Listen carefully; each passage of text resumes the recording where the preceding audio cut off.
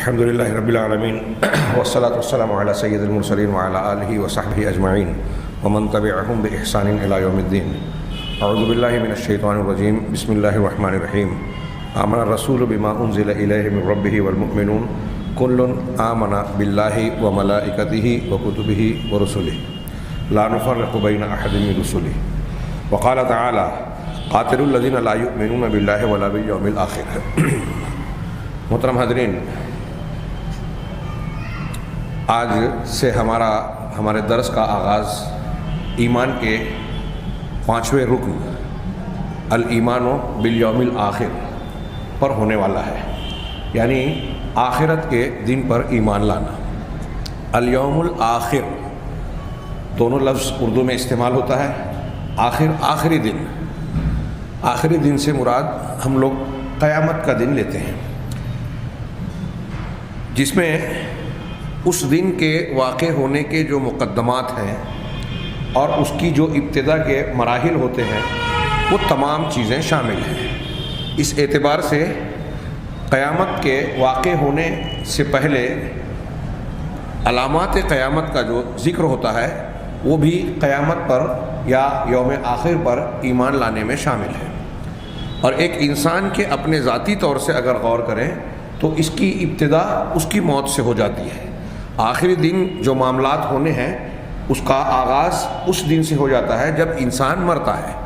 اس لیے یوم آخرت کا معاملہ اسی دن سے شروع ہو جاتا ہے انسان کے لیے جب اس کی موت واقع ہوتی ہے.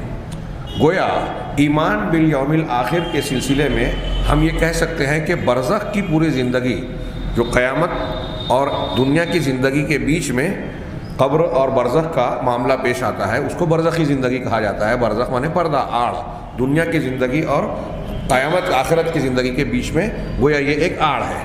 تو ایک انسان کے لیے آخرت کے دن پر ایمان لانے سے وہ ساری چیزیں وابستہ ہو جاتی ہیں جو اس کے مرنے کے بعد سے برزخی زندگی سے شروع ہو جاتی ہیں. یہاں تک کہ علامات موت اور پھر موت کے بعد کے معاملات، یہ سب ایمان بالیوم الآخر کے تحت اہل علم ذکر فرماتے ہیں، اس لیے کہ ان تمام کا تعلق آخرت کے جزا و سزا سے ہے، جو آخرت کے وقوع کا ایک مقصد ہے.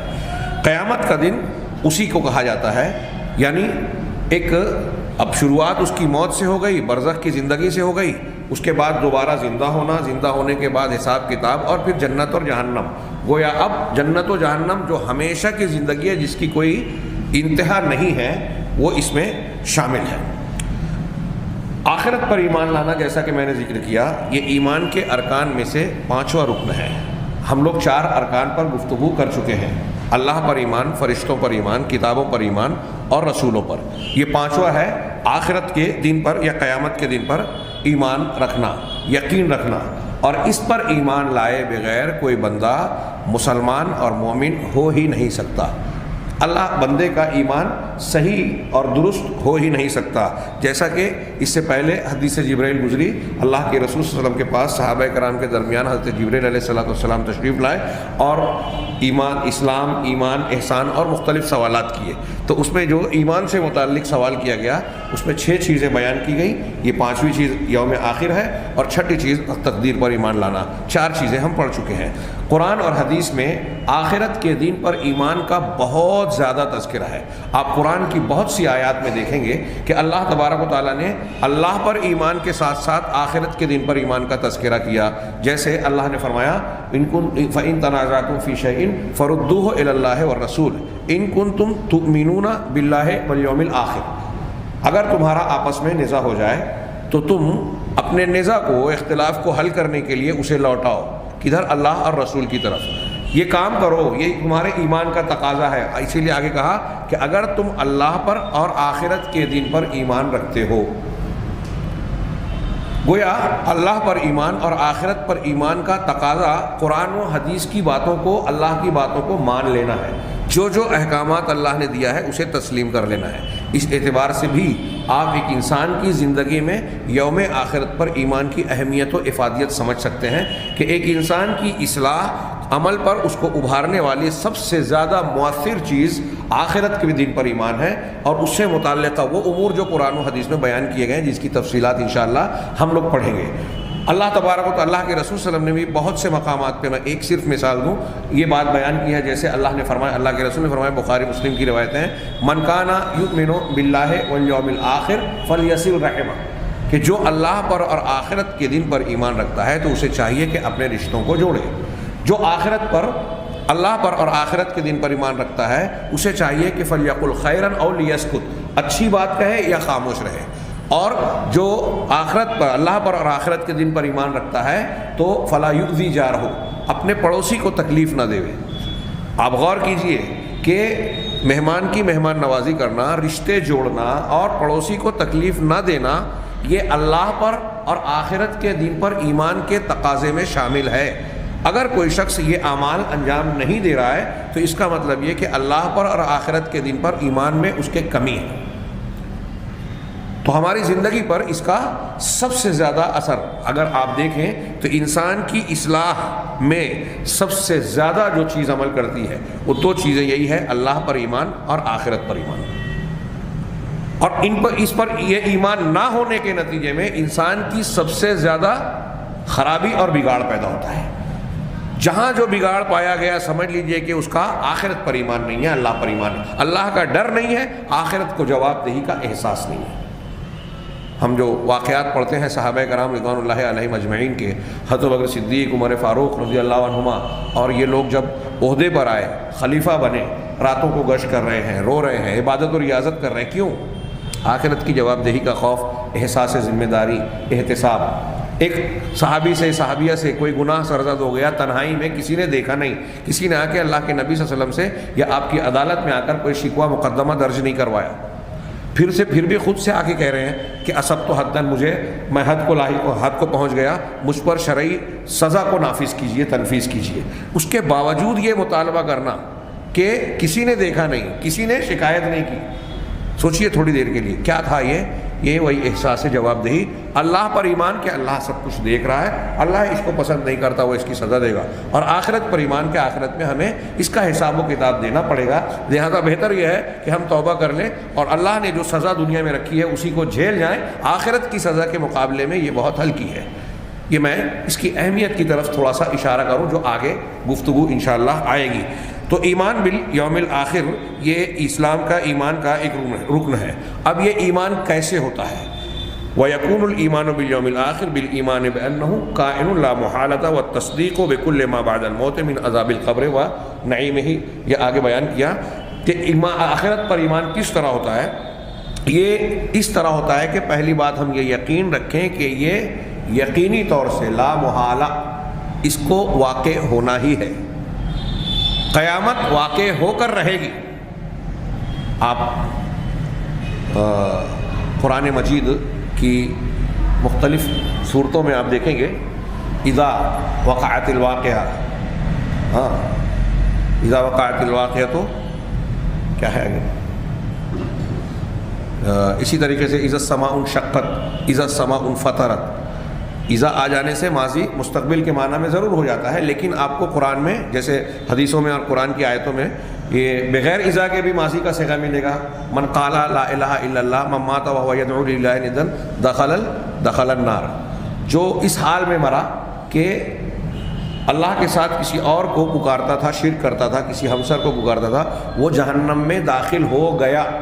پاسٹ ٹینس، ماضی کے صیغے سے استعمال قرآن میں بھی ایسا بہت ساری جگہ ہے کہ قیامت کو جو چیز مستقبل میں ہونے والی ہے، آج ہمارے لیے وہ مستقبل ہی ہے، اس کو اللہ تعالیٰ اور رسول اللہ صلی اللہ علیہ وسلم ماضی کے صیغے سے فعل سے ذکر کر رہے ہیں۔ کیوں؟ اہل علم نے کہا کہ اگرچہ یہ چیز مستقبل میں ہونے والی ہے لیکن اس کا واقع ہونا اتنا یقینی ہے جیسے یہ چیز ہو چکی، چونکہ اللہ کا فیصلہ ہے، اور اللہ کا فیصلہ اگر ہمارے اعتبار سے مستقبل کا بھی ہے تو اللہ تبارک و تعالیٰ کے یہاں کوئی چیز اگر ہو گئی، ھذا امر قد قدر، جو مقدر کر دی گئی تو وہ ایسے ہی ہے، اگرچہ وہ مستقبل میں ہے لیکن ایسے ہی ہے جیسے وہ ہو چکی، اتنا یقین ہے اس کا ہونا۔ تو قیامت پر ایمان کے سلسلے میں ایمان کا مطلب یہ ہے کہ ہم یہ یقین رکھیں کہ اسے ہونا ہی ہے، ہر شخص کو دوبارہ زندہ کیا جانا ہے، حساب و کتاب کا معاملہ، اور پھر اس کے ساتھ تصدیق کرنا، سچ ماننا ہر اس چیز کو جو موت کے بعد ہوگی، عذاب قبر ہو یا قبر کی نعمت ہو۔ مومن بندے کے لیے قبر کو کشادہ کیا جائے گا، جنت کی کیاریوں میں سے ایک کیاری بنا دیا جائے گا، اور کافر، منافق اور گنہگار لوگوں کے لیے جن کو اللہ تعالیٰ عذاب دینا چاہتا ہے، ان کے لیے قبر ہی جہنم کے گڑھوں میں سے ایک گڑھا بن جائے گی۔ حفرۃ من حفر النار کہا حدیث میں۔ ہاں، تو اس کی نعمتوں پر یقین رکھنا قبر کی، اور اس کی جو ہے عذاب پر بھی یقین رکھنا۔ اب یہ آگے بحث کریں گے ہم لوگ۔ کچھ لوگ سوال کرتے ہیں کہ بھائی جو قبر میں دفن کیا گیا ہم اس کی بحث کرتے ہیں۔ اب کچھ تو ایسے ہوتے ہیں جن کو پانی میں، سمندر میں ڈال دیا گیا لاش کو، کچھ ایسے ہیں جن کو درندوں نے، پرندوں نے نوچ کھایا، پھاڑ کھایا، ہاں، کچھ ایسے ہیں جن کو جلا دیا گیا، تو وہ تو کھڈے میں دفن نہیں کیے گئے، تو ان کا عذاب قبر، قبر اسی کو کہتے ہیں کہ جو جس میں دفن کیا جاتا ہے۔ جب ہم قبر کی بات کہتے ہیں تو برزخی زندگی کا مراد ہوتی ہے، انسان کی لاش یا اس کا جسم کسی بھی شکل، کسی حال میں کہیں بھی ہو، اور اللہ تبارک و تعالیٰ اس پر قدرت رکھتا ہے کہ اس کو اس کی روح کے کنیکشن کے ساتھ اس کو عذاب دے سکے۔ آج کے سائنسی دور میں یہ جاننا اور سمجھنا کوئی مشکل نہیں ہے۔ آپ کے جیب میں موبائل ہے، آپ دنیا کے کسی بھی سیٹلائٹ کے ذریعے سے نشانہ بنائے جا سکتے ہیں۔ ہاں، آسمان کی بلندیوں سے کسی دوسرے ملک سے آپ کو ٹارگٹ کر کے آپ کے موبائل نمبر سے اور بہت ساری چیزوں سے جو ہے آپ کو نشانہ بنایا جا سکتا ہے۔ یہ انسان کر رہا ہے آج۔ پن پوائنٹ بامبنگ ہوتی ہے۔ ہاں، ایک سوئی کو آپ اگر زمین میں کھڑا کریں تو ہزاروں فٹ کے فاصلے کی بلندی سے ایک ہوائی جہاز جو بمبار طیارہ ہوگا وہ اس سوئی کو نشانہ بنا سکتا ہے۔ انسان کی ترقی اور ٹیکنالوجی کی آج یہ انتہا، یہ اس درجے تک پہنچ چکی ہے۔ تو اللہ رب العزت نے تو اس انسان کو یہ صلاحیتیں عطا کی ہے۔ انسان میں کتنی خامیاں ہیں اور اللہ تعالیٰ کامل ہے، اس کی قدرت سے کوئی چیز بعید نہیں ہے۔ تو غیبیات، روحانیت یا معنویت کی جن جن چیزوں کو قرآن و حدیث نے بتایا ہے، اگر کوئی شخص ان کے وقوع میں شک و شبہ کرتا ہے تو حقیقت میں وہ اللہ کی قدرت پر شک کر رہا ہے، وہ اس چیز کے واقع ہونے میں شک نہیں کر رہا ہے۔ اور جو چیزیں وہ دیکھ رہا ہے، ہو رہی ہے، ہم اپنی آنکھوں سے دیکھ رہے ہیں کئی چیزیں جو ہو رہی ہے، ان کو ہم مان لیتے ہیں۔ تو جب دکھائی دینے والی کئی چیزیں ایسی ہے کہ ہم اگر اس کو کہیں، ہاں، ایک انسان، ہم پیدا ہوئے، ہمارا وجود ہے، ہمارے اپنے وجود پر غور کر لیں تو کیا کوئی دنیا کی کوئی ٹیکنالوجی اور سائنس اس کو بنا سکتی ہے؟ یا کئی چیزیں ہمارے جسم کی ہے جو انسان کے دماغ میں نہیں آتی، سمجھ میں نہیں آتی، اس کی توجیہ نہیں ہو پاتی، تو کیا ہم اس کے وجود کا، اس کے فنکشن کا انکار کرتے ہیں کہ یہ کام چیز کرتی ہے؟ ہاں، اگر ایسا کوئی کرتا ہے تو یہ احمق ہے، اور وہ خود اعلان کر رہا ہے کہ میں اپنی جہالت کو اپنے جھٹلانے کی بنیاد بنا رہا ہوں۔ بہت سارے لوگ، آپ جو چیز سمجھتے ہیں بہت سارے لوگ وہ نہیں سمجھتے، اور جو نہیں سمجھتا اس کی سمجھ میں نہیں آتی کہ یہ کیسے ہو سکتا ہے، لیکن آپ اس کو سمجھ رہے ہیں اس لیے کہ آپ نے وہ پڑھا ہے، سمجھا ہے۔ تو آپ جب کوئی کہتا ہے کہ نہیں میری سمجھ میں تو نہیں آتا، آپ کہتے ہیں کہ جاہل آدمی ہے۔ تو ایسا ہی معاملہ شریعت کا ہے۔ تو بنیاد ہماری یہ ہونا چاہیے، اگرچہ ہمارا دین عقل کی بنیاد پر بھی ثابت ہوتا ہے، لیکن عقلیت کی بنیاد پر سچائیاں ثابت ہو جاتی ہیں، لیکن ہر سچائی انسان کی عقل میں آئے یہ ضروری نہیں ہے۔ اور جب ہم نے بنیادی طور سے یہ مانا کہ اللہ اور رسول اللہ صلی اللہ علیہ وسلم کی باتیں سچی ہوتی ہیں، تو اب ان سے اگر صرف کوئی بات ثابت ہو جائے کہ یہ بات اللہ نے فرمائی ہے، یہ بات رسول اللہ صلی اللہ علیہ وسلم نے فرمائی ہے، تو اسے مان لینے میں کوئی ہچکچاہٹ اور تردد نہیں ہونا چاہیے۔ اسی کو ایمان کہتے ہیں۔ تو آخرت پر ایمان یہ ہے کہ یہ واقع ہوگی، اور پھر آخرت پر ایمان کے اندر انسان کے مر جانے کے بعد، موت اور موت کے بعد کے جتنے بھی مراحل ہیں، قبر کا عذاب ہو، قبر کی نعمتیں ہوں، اسی طریقے سے قبر کے بعد دوبارہ زندہ کیا جانا، سور پھونکا جانا، پوری دنیا کا فنا ہو جانا، پھر سور پھونکا جانا، پھر دوبارہ قبروں سے یا جو جس حالت میں جہاں مرا تھا اس کا جی اٹھنا دوبارہ، ہاں، اسی طریقے سے پھر جی اٹھنے کے بعد حساب و کتاب، میزان، اعمال کا تولا جانا، ہاں، ثواب اور عقاب، اللہ کی طرف سے اچھوں کو اچھا بدلہ، بروں کو برا بدلہ دیا جانا۔ کچھ علامتی طور سے تو میدان محشر میں ہی چیزیں نظر آئیں گی، جیسے کوئی بھیک مانگتا تھا اس کے چہرے پہ گوشت گنا ہونا، کسی سے سوال کیا گیا، عالم ہے، اس کو جو ہے اس نے جواب نہیں دیا، چھپا لیا حقائق کو، قرآن و حدیث کو، تو اس کے منہ پر جو ہے آگ کی لگام پہنایا جانا۔ کسی کی دو بیویاں ہیں، ایک کے ساتھ ظلم کیا، ایک کی طرف مائل ہو گیا تو اس کا ایک طرف جھکا ہوا ہونا۔ یہ ایسی کچھ علامتی طور پہ رسوائی کا سامان سامان اللہ تعالیٰ میدان محشر میں بھی دکھائے گا اور پھر حساب و کتاب کے بعد ان کے انجام تک انہیں پہنچائے گا. یہ ساری چیزیں اور پھر اس کے علاوہ اس کے بعد جنت اور جہنم کا بیان. ہاں اس میں شفاعت بھی ہے, پل صراط کا تذکرہ بھی ہے, حوض کوثر بھی ہے, اور وہ ساری چیزیں جس کو اللہ تبارک و تعالیٰ نے اپنی کتاب میں یا جناب محمد رسول اللہ صلی اللہ علیہ وسلم نے اپنی احادیث میں جو ثابت اور صحیح ہیں ان کو بیان کیا ہے. جن چیزوں کو بیان کیا ہے مرنے کے بعد سے لے کر جنت و جہنم تک, اور جنت و جہنم کے اندر کی جو نعمتیں اور جو عذاب بتایا ہے کہ نیک لوگوں کے لیے ایسی ایسی نعمتیں ہوں گی, یہی آرام کے سامان ہوں گے, اللہ تعالیٰ کا دیدار ہوگا ہاں جنتیوں کے لیے, اور اللہ تعالیٰ ان کے لیے ہمیشہ کے لیے راضی ہو جائے گا, کبھی ناراض نہیں ہوگا. جہنمیوں کے لیے ایسا ایسا عذاب ہوگا, آگ کی کیفیت کی ہوگی, اس میں یہ کھانے کو ملے گا, اس میں جو ہے فلاں اور بھی بیڑیاں ہوں گی اور آگ کے جو ہے کھانے ہوں گے, انتہائی کھولتا پانی ہوگا, مجرمین کے جسم سے نکلنے والے جو زخم کے انتہائی بدبودار مادے ہوں گے وہ کھانے کے لیے دی جائیں گے, اور اس قسم کی دیگر تفصیلات جو قرآن میں یا صحیح احادیث میں آئی ہیں. ان تمام چیزوں کو ماننا آخرت کے دن پر ایمان لانے میں شامل ہے. ہم جب کہتے ہیں کہ میں آخرت کے دن کو اور قیامت کے دن کو مانتا ہوں, ایمان رکھتا ہوں, یوم الدین کو مانتا ہوں, اس کو قرآن نے کئی ناموں سے پکارا, یوم الدین, یوم التغابن اور ایسے کئی نام دیے, اور سب کی اپنی معنویت ہے اور اس میں عبرت و نصیحت کے سامان ہیں. تو ان تمام چیزوں کو میں مان رہا ہوں جب میں یہ کہتا ہوں کہ میں آخرت کے دن پر ایمان لایا. ان تمام چیزوں کو جو قرآن و حدیث نے مرنے کے بعد سے لے کر جنت و جہنم تک کے تمام مراحل میں بیان فرمائے.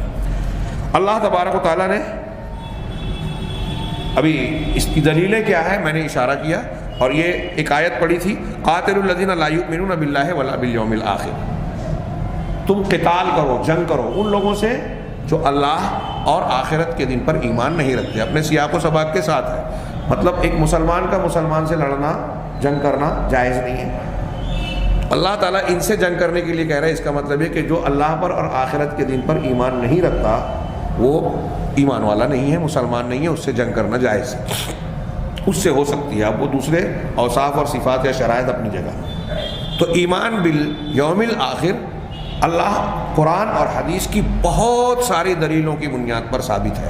اور جیسا کہ میں نے کہا مرنے کے بعد سے لے کر قیامت جنت و جہنم کے مرحلوں تک, اور اہل علم نے اسی میں مرنے سے پہلے کے جو مقدمات ہیں, انسان کے اوپر جو سکرات کا عالم طاری ہوتا ہے, اس کی روح کے جو معاملات ہوتے ہیں, اور یہ تو ایک انسان کی بات ہے, دنیا کے فنا سے پہلے قیامت کا جو آخری دن آئے گا, اس دنیا کا آخری دن, اس سے پہلے بہت ساری علامتوں کا ظہور ہوگا جس کو ہم اصطلاح میں علامات قیامت اور عربی میں اشراط الساعہ کہا جاتا ہے. ان تمام چیزوں کو بھی یوم آخرت پر ایمان کے اندر اہل علم نے شامل فرمایا ہے, اس لیے کہ یہ قیامت کے مقدمات ہیں, پہلے اسٹیپس ہیں, پہلے مراحل ہیں. اب یہاں ایک چیز یہ ہے کہ جہاں یہ ایمان کا تقاضا ہے, بہت سارے لوگوں نے اس کا انکار کیا. اللہ کے نبی صلی اللہ علیہ وسلم پر جس وقت قرآن کا نزول ہوا اور آپ کو نبی اور پیغمبر بنایا گیا, اور پہلے مخاطب آپ کے جو تھے کفار مشرکین, تو جہاں وہ اللہ پر ایمان میں گڑبڑ کرتے تھے, اللہ کے ساتھ دوسروں کو شریک کرتے تھے, ان کی ایک بڑی دوسری خامی غلطی یہ تھی کہ وہ لوگ آخرت کے دن پر ایمان نہیں لاتے تھے. اور جب رسول اللہ صلی اللہ علیہ وسلم نے اس ایمان کی ان کو تلقین فرمائی, اس کی تفصیلات بیان کی, تو وہ اس کا مذاق اڑاتے تھے اور کہتے تھے کہ کیا ہماری ہڈیاں, ہمارے جسم گل سڑ کر جب مٹی ہو جائیں گے, ہاں بھونگی ہڈیاں ہو جائیں گی, تو کیا پھر سے ہم کو زندہ کیا جائے گا؟ ان ھذا لشیء عجاب, یہ بڑی تعجب خیز بات ہے. اذا متنا وکننا ترابا, ہاں کہ کیا جب ہم مر جائیں گے اور مٹی بن جائیں گے سڑ گل کر, ہاں انا لفی خلق جدید, تو کیا ہم نئی تخلیق میں ہوں گے؟ ہاں جب ہم رمیم ہو جائیں گے, قرآن نے ان کا لفظ استعمال کیا, رمیم کہتے ہیں بوسیدہ اور سڑی ہوئی گلی سڑی ہڈی کو جو مل کر مٹی میں مل جائے, تو ہم جب بوسیدہ بھونگی ہوئی ہڈی بن جائیں گے پھر سے زندہ کیے جائیں گے, عقل میں آنے والی بات نہیں ہے. یہ کفار مکہ کی بات تھی, اور وہ یہ کہتے تھے, قرآن نے ان کا جملہ نقل کیا کہ ان ہی الا حیاتنا الدنیا نموت و نحیا, کہ یہ جو دنیا کی زندگی ہے بس یہی ہماری زندگی ہے، یہیں ہم جیتے ہیں، یہیں مریں گے، یہیں جیتے ہیں، جینا یہاں مرنا یہاں۔ وما یہلکنا الا الدہر، اور ہمیں جو ہلاک کرتا ہے تو وہ زمانہ ہلاک کرتا ہے، ہم پیدا ہوئے، زمانہ گزرا، ختم ہو گئے، قصہ پارینہ۔ تو گویا کفار مکہ یہ مانتے تھے کہ انسان دوبارہ زندہ کیا جائے یہ عقل میں آنے والی بات نہیں ہے، اس لیے اس کا انکار کرتے تھے، اس عقیدے کا مذاق اڑاتے تھے۔ آخرت کے دن پر ایمان کا انکار کرنا یہ کفار مکہ سے واضح طور سے ہم کو معلوم ہے۔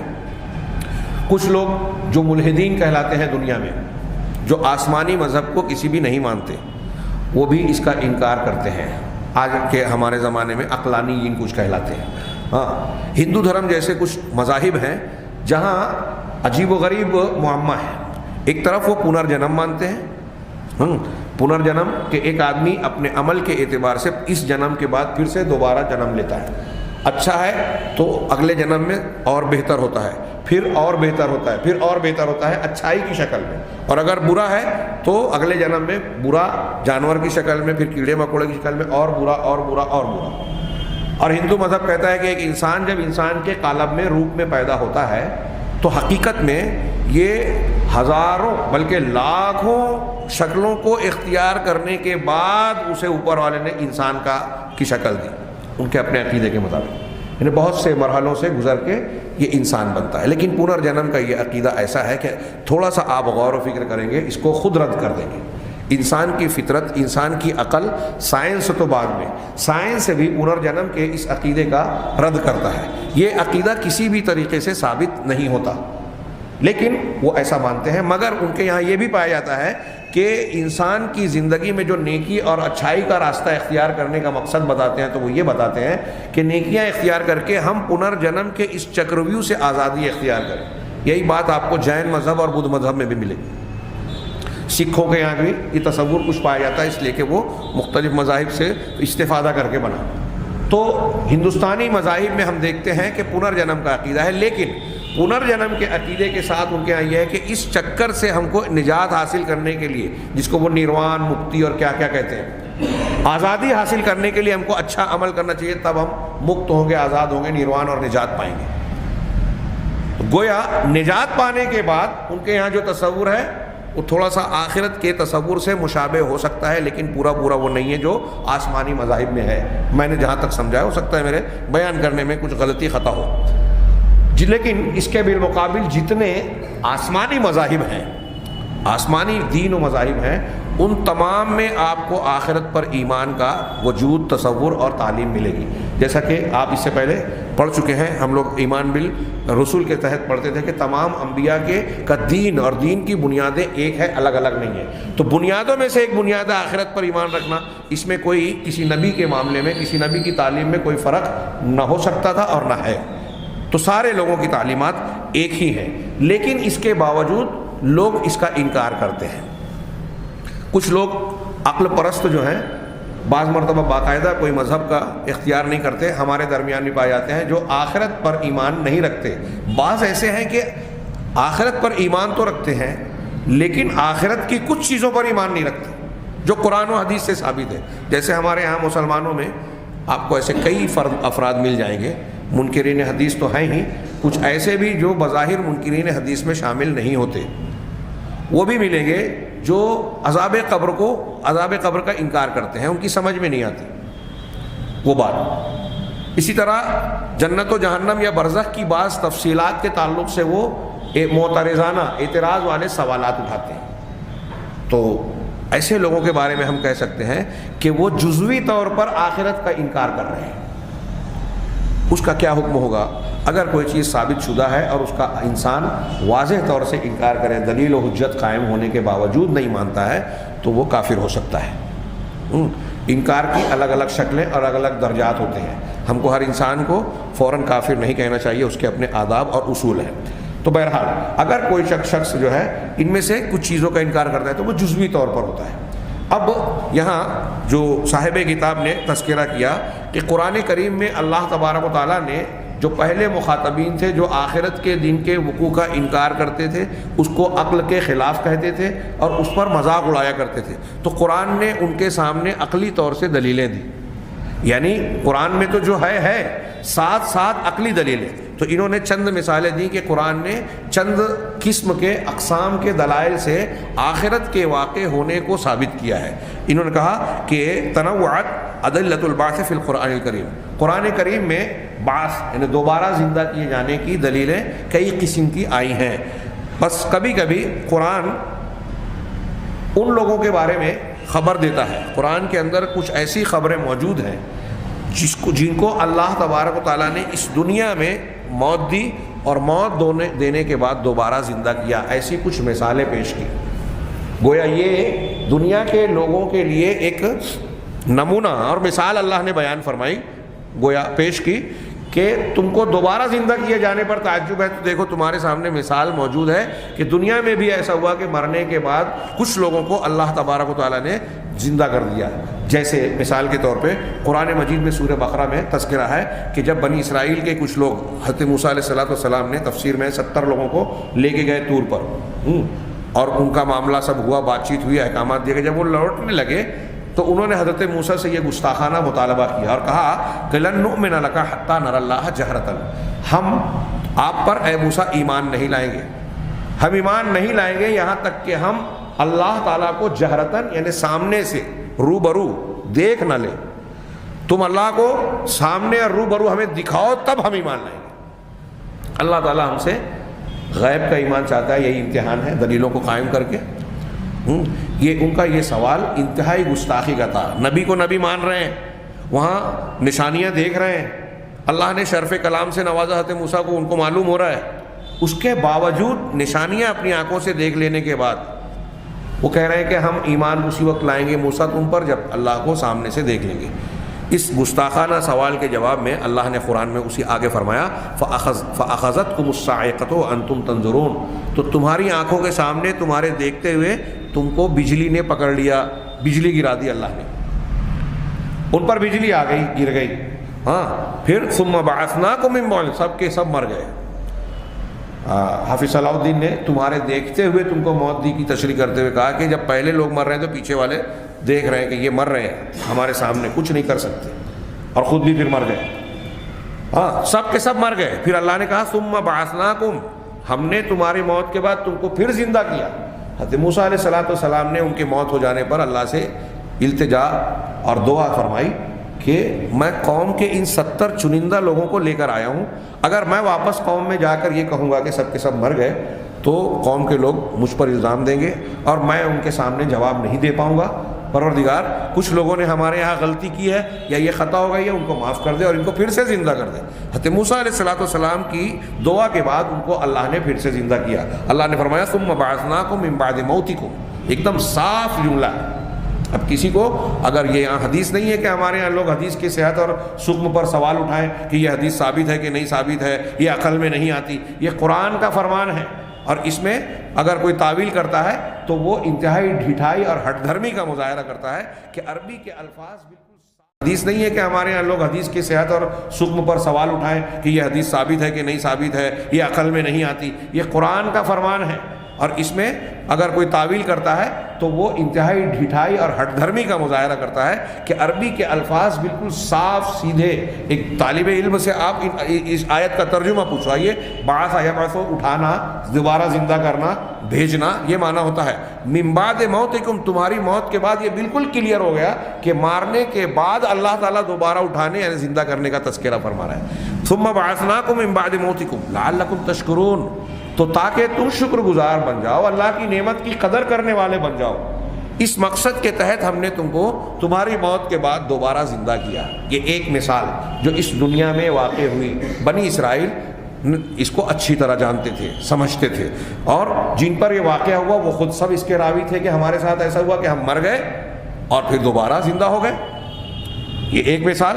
اسی طریقے سے اللہ تبارک و تعالیٰ نے سورہ بقرہ ہی میں تذکرہ کیا ہے الذین خرجوا، یہ قرآن کی آیت ہے، الذین خرجوا من دیارہم وہم الوف حذر الموت، کہ ہزاروں کی تعداد میں ہوتے ہوئے موت کے ڈر سے یہ اپنے گھروں سے نکلے کہ موت سے بچ جائیں گے.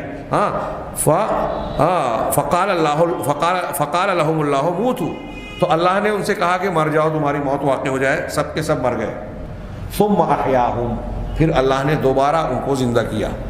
پہلے پارے کے اخیر میں، دوسرے پارے میں اخیر میں آپ کو یہ واقعہ طالوت اور جالوت کے واقعے سے پہلے یا اسی درمیان میں ملے گا.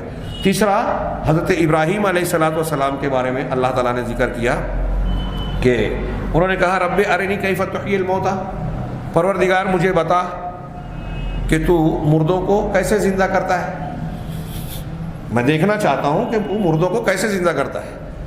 یہ سوال جب انہوں نے کیا تو قرآن میں آگے ہے کہ اللہ نے پوچھا اولم تؤمن، کیا تجھے یقین نہیں ہے، ایمان نہیں رکھتا؟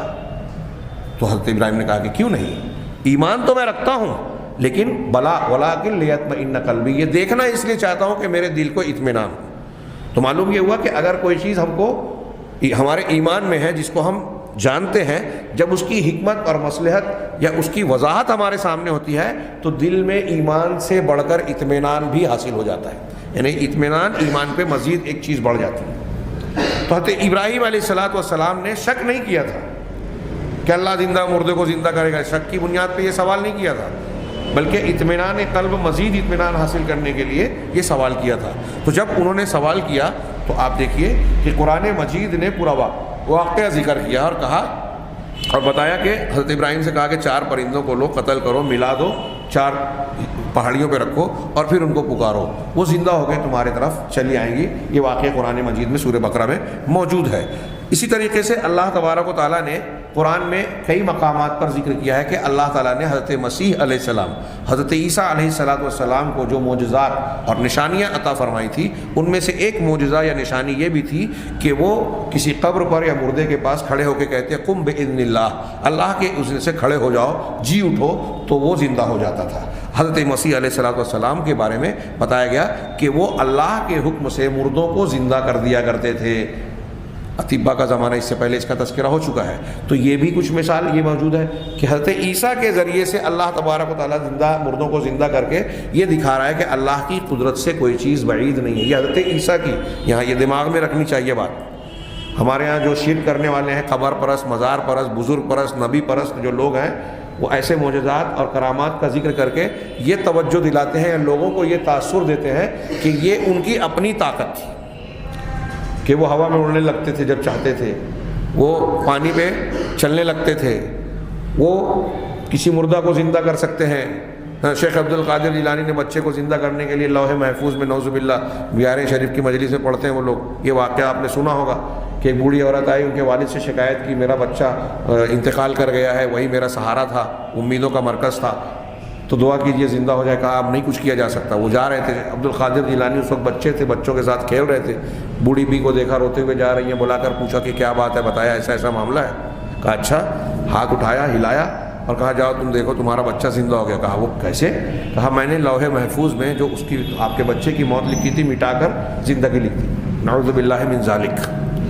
لوح محفوظ میں کیا ہے یہ اللہ تعالیٰ نے قرآن و حدیث سے ثابت ہے کہ انبیاء کرام علیہم السلام کو بھی پتہ نہیں ہے، نہ کسی نبی مرسل کو، نہ کسی ملک مقرب کو، مقرب فرشتے کو. یہ قرآن و حدیث سے ثابت ہے اور اہل سنت والجماعت کے عقیدوں میں یہ شامل ہے کہ تقدیر کی، لوح محفوظ کی باتیں نہ انسان کو، اللہ نے جتنی باتیں انسانوں کو اور انبیاء کو بتائی اتنی بتا دی، لیکن غیب کی وہ باتیں، موت کی یا تقدیر کی باتیں اور دوسری باتیں، یہ اللہ تبارک و تعالیٰ نے اس کو لپیٹ رکھا ہے، کسی کو اپنی مخلوق میں سے نہیں بتایا، نہ کسی نبی مرسل کو، نہ کسی ملک مقرب کو. آپ کو امام طحاوی کے عقیدہ طحاویہ میں یہ عبارت اس قسم کی ملے گی. اور یہ کہہ رہے ہیں کہ لوح محفوظ میں بدل دیا. تو یہ انتہائی گستاخی کی بات ہے. ہم اسی لیے معجزات اور کرامت کے باب میں نے بیان کیا کہ یہ معجزات اور کرامات بھی دراصل اللہ تبارک و تعالیٰ کی قدرت ہوتی ہیں، اور جس کے ذریعے سے یہ چیز بیان ذکر کی جاتی ہے وہ اللہ کی طرف سے اس کی تصدیق، تائید اور اعزاز کا سامان ہوتا ہے. یہی وجہ ہے کہ حضرت موسیٰ علیہ السلام نے جب لاٹھی پھینکی، جادوگروں کے رسیوں اور لاٹھیوں کو ان کے اژدہے نے، جو لاٹھی سے اژدہا بن گیا، نگل لیا، تو جادوگروں نے یہ نہیں کہا کہ ہم موسیٰ اور ہارون کو مانتے ہیں، ان کی قبر پہ آئیں گے اور ان کے سامنے ہاتھ جوڑیں گے اور ان کی عبادت کریں گے، ان سے مانگیں گے، بلکہ یہ کہا کہ ہم موسیٰ اور ہارون کے رب پر ایمان لا رہے ہیں.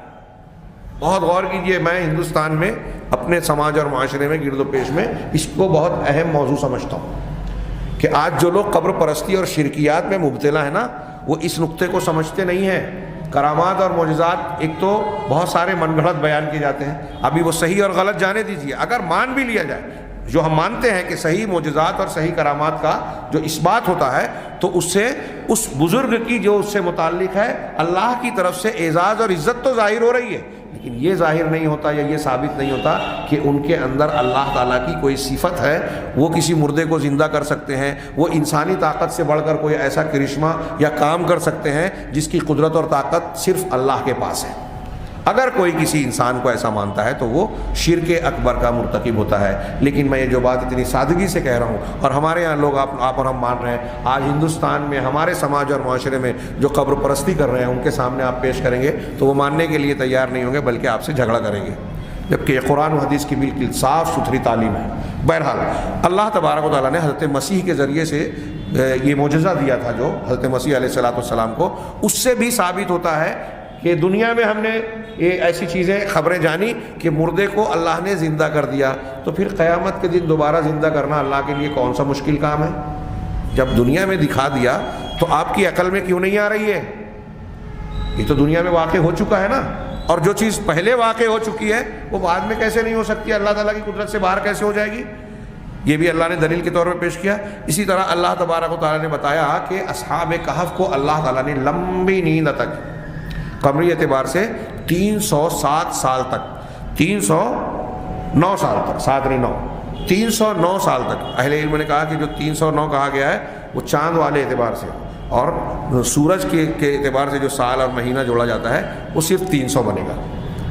تو 309 سال تک اللہ تبارک و تعالیٰ نے ان کو نیند دی۔ کوئی آدمی اس طرح کی نیند، اور اس میں بھی اتنی لمبی مدت میں اس کو غذا نہ دیا، ایک آدمی کوما میں ہے، سمجھ لیجئے کہ 1 مہینہ 2 مہینہ 6 مہینہ ایسے واقعات ہمارے سامنے ہوتے ہیں، تو اس کوما کی حالت میں اس کو غذا کے لیے گلوکوز اور ایسی چیزیں اس کے جسم میں انجیکٹ کی جاتی ہیں جو اس کی غذا کا کام کریں، جسم کو قوت دے میں برقرار رکھیں، اس کو ہلایا ڈلایا جاتا ہے تاکہ جو ہے اس کا جسم جو ہے سڑ گل نہ جائے بیڈ پر اور کسی جس جگہ پر وہ لیٹا ہوا ہے، اور ایسی کئی چیزیں کی جاتی ہیں۔ یہ غار میں سوئے ہوئے لیٹے تھے، کروٹیں بدلتے تھے، ہاں اللہ تبارک و تعالیٰ نے ان کی حفاظت کی، ان کے ساتھ ساتھ ان کا کتا تھا وہ بھی قرآن نے اس کا ذکر کیا۔ غور کرنے کی بات ہے۔ تو اتنی لمبی نیند کیا کسی انسان کے بس میں ہے، یا آپ اور ہم کسی کے لیے ایسا کر سکتے ہیں؟ کوئی بڑے سے بڑا انجیکشن دے کر یا کوئی نئی ٹیکنالوجی کا استعمال کر کے کسی کو اس طرح اتنی لمبی مدت تک فریز کر کے رکھا جا سکتا ہے کہ آج کا کوئی انسان فریز کر دیا جائے اور 100 سال کے بعد اسے پھر سے لایا جائے، دنیا میں لانچ کیا جائے کہ چلو اب یہ 100 سال پرانا ایک آدمی ہے، ہم نے اس کو اس وقت اس کی زندگی کو جو ہے فل اسٹاپ لگا دیا تھا، اب اس کی بقیہ زندگی اب یہاں سے پھر سے شروع ہو رہی ہے؟ ایسا عقل کے باہر بات ہے۔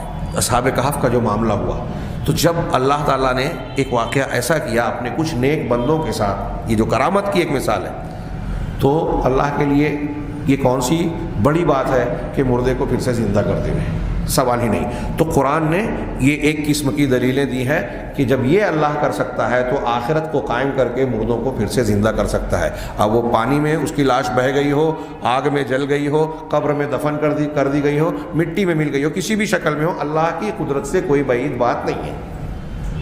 یہ پہلی قسم کی دلیلیں۔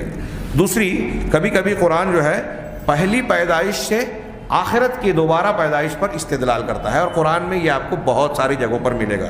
ہاں، کیونکہ ایک مرتبہ یہ ہماری عقل میں آتی ہے کہ آپ نے اگر کوئی کام ایک مرتبہ کیا، یہ ہر انسان سمجھ سکتا ہے کہ ایک آدمی نے یا کسی نے ایک مرتبہ کوئی کام کر لیا تو دوبارہ اسی کام کو کرنا کیا اس کے لیے ناممکن یا مشکل ہوگا؟ سوال ہی پیدا نہیں ہوتا۔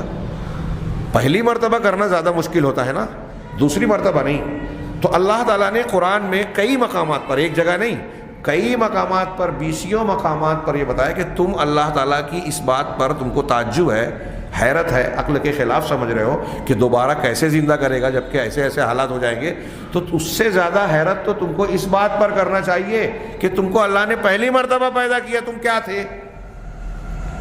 تم کیا تھے اور کس چیز سے بنایا اللہ تبارک و تعالیٰ نے؟ اپنی تخلیق اور تخلیق کے مراحل پر، پیدائش پر خود غور کر لو۔ تو جس پروردگار نے تم کو مٹی سے، پھر اس کے بعد نطفے سے درجہ بدرجہ گزار کے بچہ بنایا، جوان بنایا، پھر بوڑھا، اور پھر اس کے بعد موت کے حوالے، جس رب العالمین نے یہ پہلی پیدائش کی، کیا وہ دوبارہ تم کو مٹی سے پیدا کر دے بھائی؟ جب تو تم کچھ نہیں تھے نا، باپ کے مادہ منویہ سے ایک کیڑا نکلا، ماں کے رحم میں جو ہے بچے دانی میں بیضے سے جا کے وہ ملا، اللہ نے ان کو ملا کر ان کو مراحل سے گزار کے تخلیق اور پیدائش کی، اس میں روح ڈال دی، کچھ نہیں تھے ہو گئے، تو دوبارہ تمہاری لاش کا کچھ جز تو ہے نا۔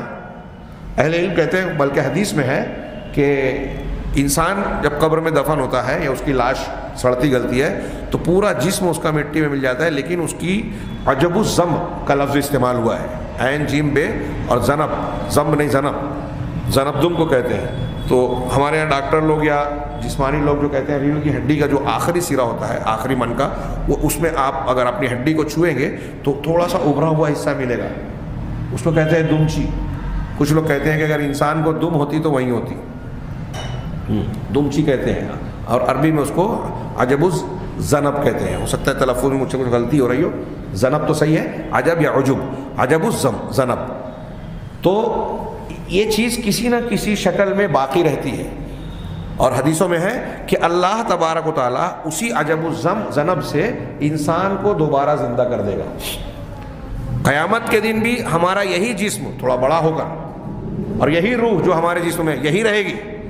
فرق صرف اتنا ہے قیامت کی تخلیق اور پہلی تخلیق میں، یہیں ایک بات واضح کر دوں، فلاسفہ اس پر لمبی چوڑی بحث کرتے ہیں۔ علامہ ابن تیمیہ نے بہت اچھی دلیلیں دے کے ثابت کیا کہ دنیا میں جو ہم پیدا ہوئے اور آخرت میں جو پیدا ہوں گے اس میں صرف فرق یہ ہے کہ دنیا میں پیدائش کا جو اسٹیپس ہیں، نطفے کی شکل کے بعد ماں کے پیٹ میں درجہ بدرجہ، پھر پہلے بچے تھے، پھر تھوڑے بڑے ہوئے، پھر تھوڑے بڑے ہوئے، یہ اسٹیپ نہیں ہوگی، وہاں ڈائریکٹ جو ہے جوان بنا کر اللہ تعالیٰ اٹھائے گا، براہ راست آپ اس مرحلے میں پیدا کرے گا۔ تو اللہ تبارک و تعالیٰ نے اس کو دلیل بنایا کہ پہلی مرتبہ جس نے پیدا کیا، دوسری مرتبہ پیدا کرنا اس کے لیے کیا مشکل کام ہے۔ اللہ نے مثال دی انہیں قرآن کی ایک آیت سے کہ یا ایھا الناس ان کنتم فی ریب من البعث فانا خلقناکم من تراب، اے ایمان والو اگر تم دوبارہ زندہ کیے جانے کے سلسلے میں شک شبہ میں مبتلا ہو، سورہ حج کی آیتیں ہیں، آیت نمبر 5 پڑھیے۔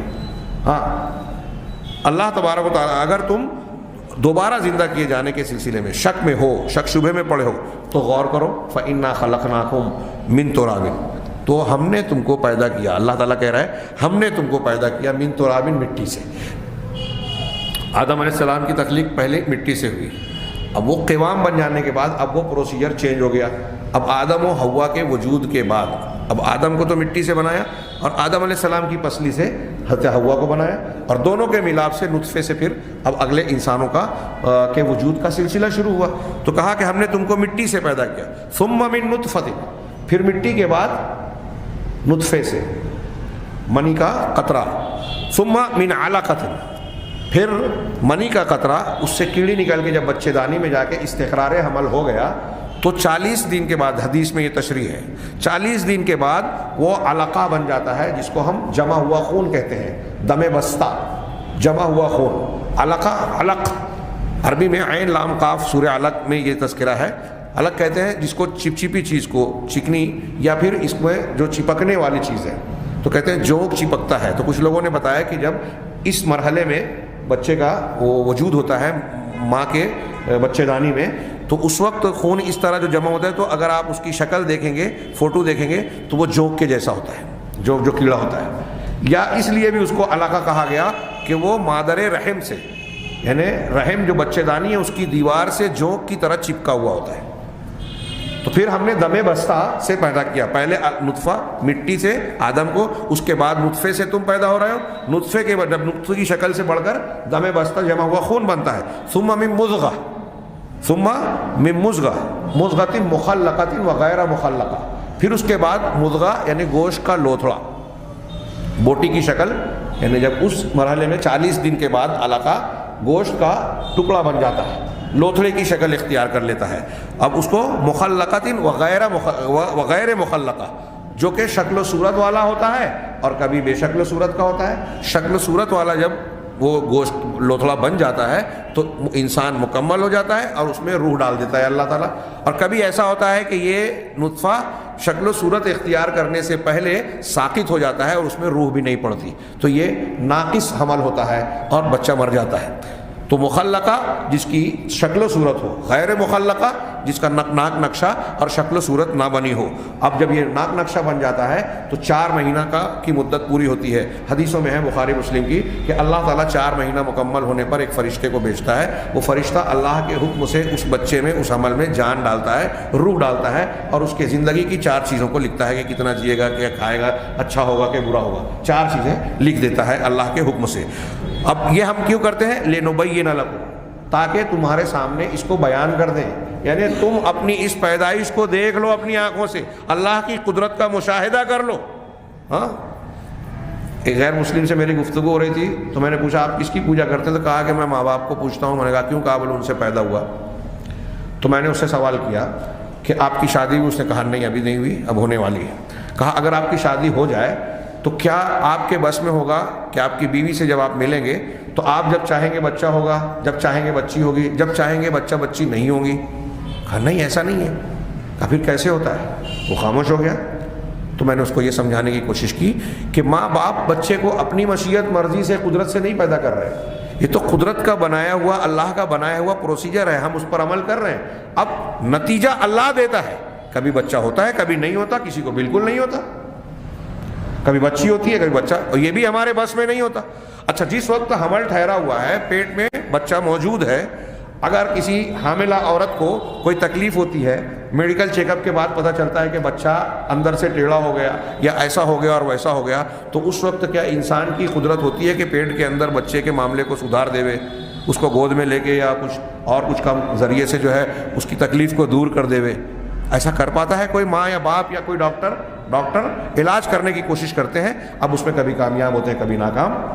تو یہ ساری ربوبیت اور تخلیق کے یہ مراحل کون نگرانی کر رہا ہے؟ کون کر رہا ہے یہ سب؟ اس کا انتظام۔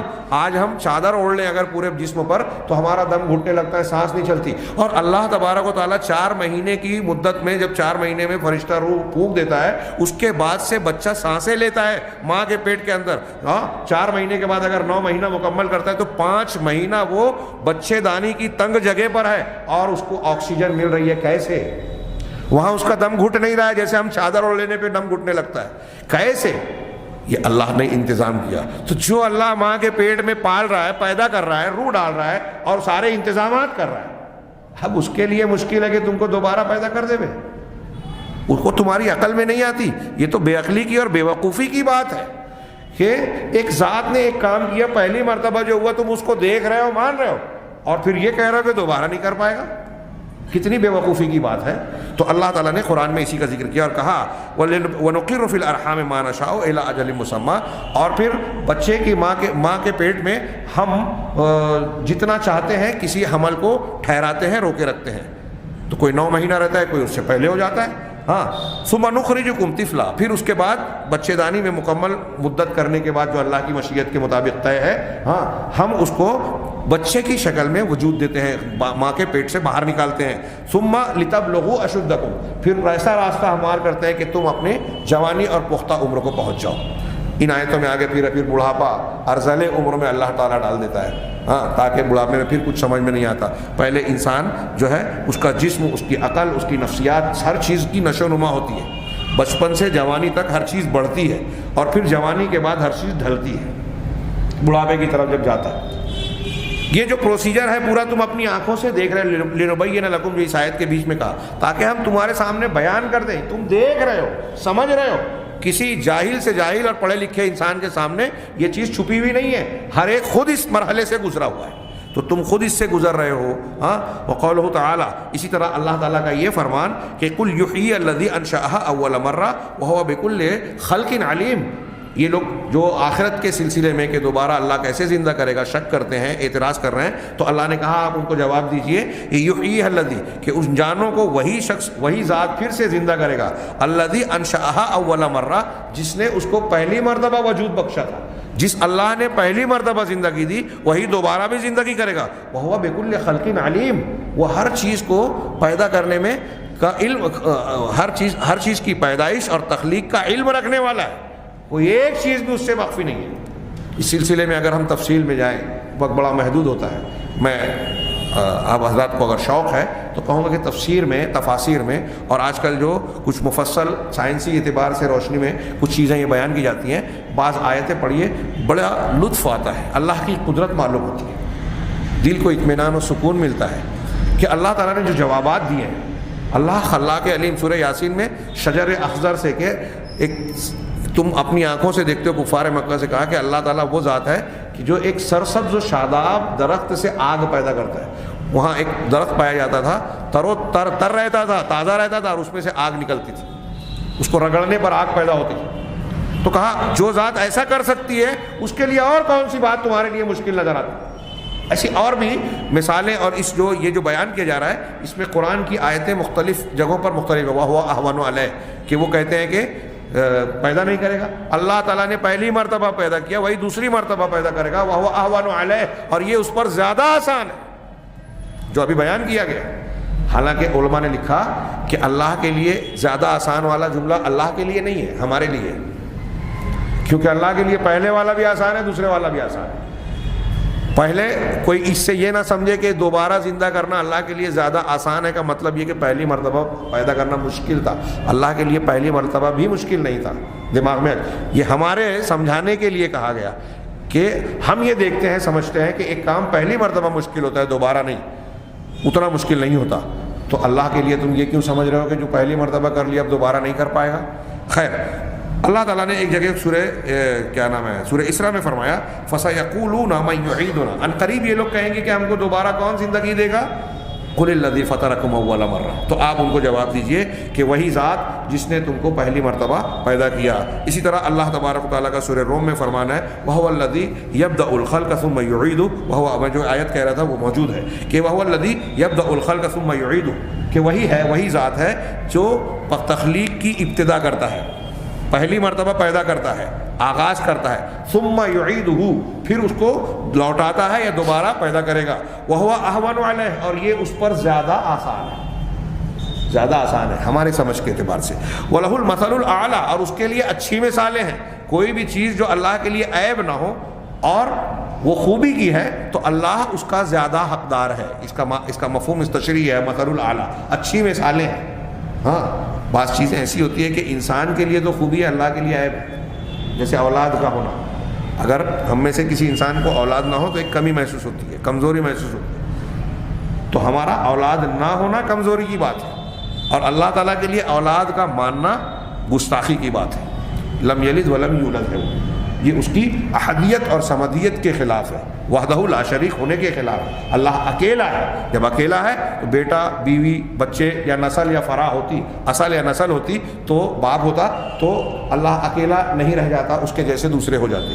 تو اللہ کی احدیت، صمدیت اور اس کے حی و قیوم اور اس کے بے مثل ہونے کا، لم یکن لہ کفوا احد، ان سب کا تقاضا یہ ہے کہ اولاد نہ ہو۔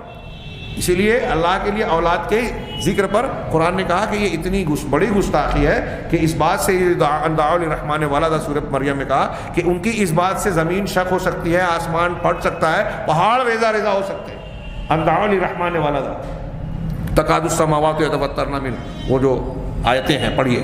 تو اللہ نے کہا کہ وہ اللہ کے لیے آسمانوں میں اور زمین میں مثل اعلیٰ ہے، اعلیٰ مثالیں ہیں۔ اعلیٰ ہے، اعلیٰ جو سب سے بلند، اگر اعلیٰ کے جیسا ہو جائے، کوئی کسی کے جیسا ہو تو سب سے بلند کہاں رہیں گے؟ کوئی مماثل آپ کو بولیں گے کہ فلاں چیز میں آپ سب سے بڑے ہیں، اب کوئی آپ کے برابر ہو گیا تو سب سے بڑے آپ نہیں رہے۔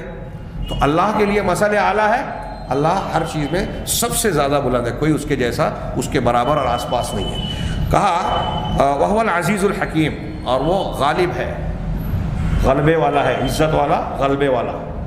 دنیا میں ایسا ہوتا ہے کہ اگر کوئی طاقتور ہے، غالب ہے، دماغ میں آتا ہے کہ وہ جوشیلا اور جذباتی ہوتا ہے، غصے میں آتا ہے تو کسی کے ساتھ کچھ بھی کر دے، غیظ و غضب میں اور جذبات میں کچھ بھی کر سکتا ہے۔ تو اللہ نے کہا، اکثر قرآن میں سب سے زیادہ اس کا استعمال ہوا ہے العزیز الحکیم، اور اس کا بڑا وسیع معنی ہے، کسی وقت اس کی تفصیل الحکیم، حکمت والا ہے، یعنی صرف وہ غلبے والا ہے ایسا نہیں ہے، بلکہ اس کی ہر کام میں غلبے کے ساتھ ساتھ، قوت کے ساتھ ساتھ حکمت بھی کار فرما ہوتی ہے، بیکار کوئی کام نہیں کرتا۔ یہ دوسری قسم کی دلیلیں بیان کی گئی ہیں قرآن مجید میں۔ تیسری قسم کی وتارتاً یستدل علی ذالک، دو قسمیں ہیں، حالانکہ مجھے ایسا لگ رہا تھا کہ آج وقت سے پہلے ختم ہو جائے گا، اس میں 2 قسموں کا اور انہوں نے بیان کیا، اور 1-2 قسم میں اپنی طرف سے اس میں نے شامل کرنے کی کوشش کی ہے۔ میں بہتر سمجھتا ہوں کہ یہیں آج کا درس ہم روک دیں اور یہ بحث کو 2 قسمیں اور چند 1 باتیں اس کی انشاءاللہ آئندہ ہفتہ بیان کر کے اگلے درس میں جو قیامت کی نشانیوں سے متعلق ہے وہ آئندہ درس میں اس کو ختم کر کے انشاءاللہ شروع کریں گے۔ اللہ تبارک تعالیٰ سے دعا ہے کہ وہ ہمیں ایمان کو صحیح ایمان کو اختیار کرنے کی توفیق عطا فرمائے، دنیا اور آخرت میں کامیابی سے نوازے۔ وآخر دعوانا